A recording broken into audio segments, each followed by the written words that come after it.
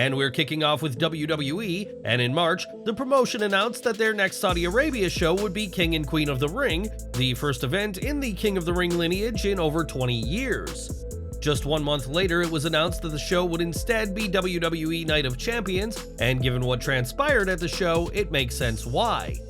Not only did Roman Reigns mark 1,000 days as champion, but Seth Rollins won the World Heavyweight title, but those who wanted to see new monarchs crowned may be in luck.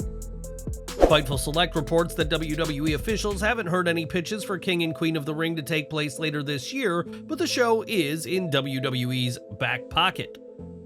It appears that the idea is if WWE needs to add something big to an upcoming Saudi show, they can do the tournaments, but there's no concrete plans at this time.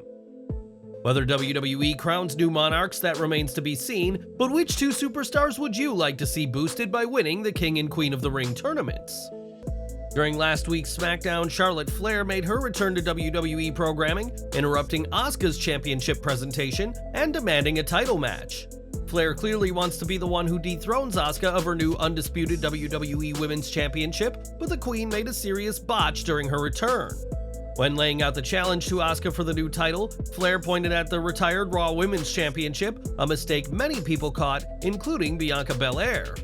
On Twitter, Belair joked that we apparently have rematches for different titles, and fans joked that Flair has been gone so long that she's forgotten which title is still in contention. Some said that WWE should just give her the retired Raw Women's title if it means she stays out of the actual title picture, and fans have grown tired of seeing her in title matches for years on end. One fan on Twitter expressed their anger over Charlotte getting an immediate title shot by showing her the middle finger, and in a response, Flair said, "I will pray for you." Flair hasn't competed since WrestleMania 39 and will challenge Asuka for her title later this month. And what do you think to Flair's return and this botch? Sound off in the comments below. Over to AEW, as we are mere days away from the return of CM Punk, and for a long time, there has been a debate as to whether he should be given a second chance in the company. Many still believe that what Punk did it all out to be highly unprofessional, and he did himself no favors earlier this year when he claimed AEW pressured him to work when not medically cleared. While speaking on Busted Open Radio, Thunder Rosa discussed Punk's return on the premiere episode of Collision and said that no matter what, some fans will take offense to his comeback. It can go either way, because I think you can add a lot of fuel to the fire. I think he could go either way, babyface or heel. I feel like the fans, no matter what, some of them are extremely upset and offended that he's coming back. It's been reported that AEW has taken measures to prevent talent from walking out because of Punk's return, as the company is clearly eager to make his return work. Whether Punk can help the company turn around its sagging live attendance, time will tell, but some fans will not be happy with his return, according to the former AEW Women's World Champion. In 2023, Randy Orton is one of the most decorated and celebrated WWE superstars of all time, but things weren't always this way for the third-generation superstar. 21 years ago, Orton was just starting his WWE journey and, like any rookie, was trying to make every penny count, something that Dawn Marie was well aware of. Speaking on Devon Dudley's Table Talk podcast, Marie recalled a time when Orton, claiming he was broke, asked to share a motel room with Dawn, something the ECW alum was suspicious of.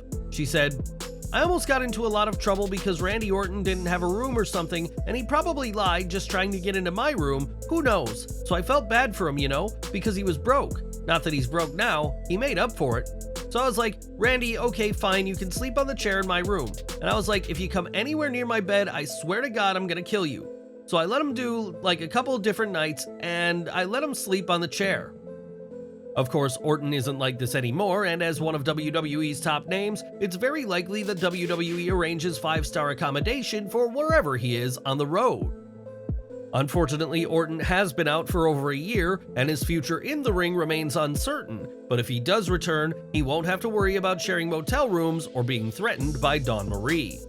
When a wrestler steps into the ring, they know the risks that they are putting themselves in, all in the name of the entertainment for the passionate fans. As a fan, it is your responsibility to enjoy the show without getting involved yourself, but a recent XPW show saw a fan get involved, but not in the way they wanted.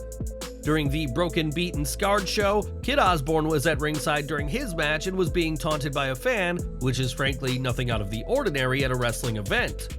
Things took a chaotic turn when the bloodied Osborne swung a light tube backwards, unintentionally striking the top of the fan's head in what was an unfortunate accident.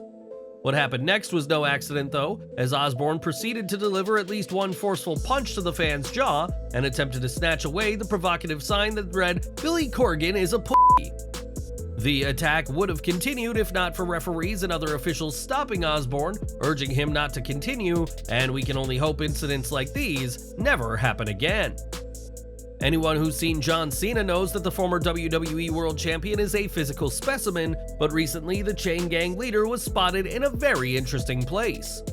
In footage that went viral online, Cena was spotted in a gym, which isn't a surprise until you learn that this gym is in England, which is due to host Money in the Bank on July 1st.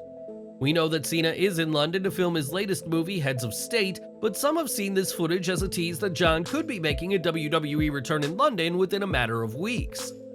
Cena was reportedly very friendly to everyone at the gym and stopped to take photos with those around him, and it'll be very interesting to see if he shows up to Money in the Bank next month. We mentioned that John Cena was spotted working out in Liverpool, but he's not the only legend of wrestling who has been keeping active.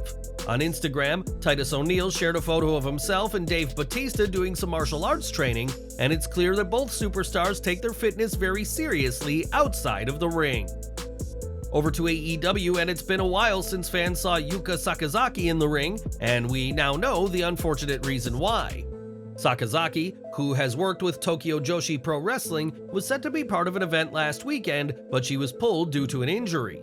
In a statement, TJPW confirmed that a neck injury forced Sakazaki to withdraw from the June 11th event, and this injury has resulted in her and Mizuki being stripped of the Princess Tag Team titles. Additionally, Yuka Sakazaki was originally scheduled to face Nyla Rose from AEW at the Summer Sun Princess event on July 8th, but because of her injury, this match is also no longer going to be happening. Yuka Sakazaki is immensely talented but won't be in the ring for the time being, and we're wishing her a very speedy recovery. And we're ending today with WWE Money in the Bank, and this year's men's ladder match is coming together nicely. So far, Ricochet, Shinsuke Nakamura, LA Knight, Santos Escobar, and Butch have all qualified, and you may have spotted something that all these men have in common. As pointed out on social media, there are 0 former world champions in this year's men's ladder match, and many fans are pleased that the match will give somebody new a title match. After all, there was a time when Seth Rollins was part of the ladder match, and his career would be elevated to the next level after he cashed in at WrestleMania 31 in 2015. As for the 6th spot in the match, that will either go to Matt Riddle or Damian Priest, guaranteeing that this match will not see any former world champions involved. The Money in the Bank ladder match can change a wrestler's career, and one mid-carder will find that out soon enough. And who do you hope to see leave London with the men's briefcase?